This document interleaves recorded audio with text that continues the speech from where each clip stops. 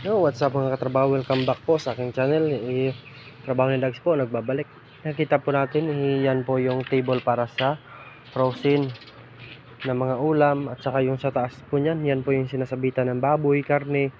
O kaya minsan sinasapit din po dyan yung mga malalaking manok. Yan po. Yung ginamit po natin dito ay granite na 60x60.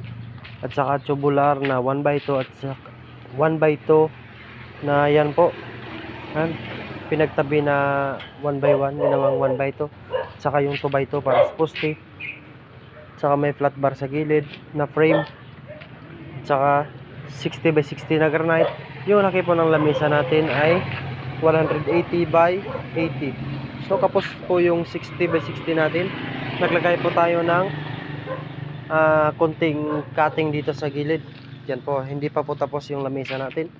Meron pa tayong welding mamaya. So maraming salamat.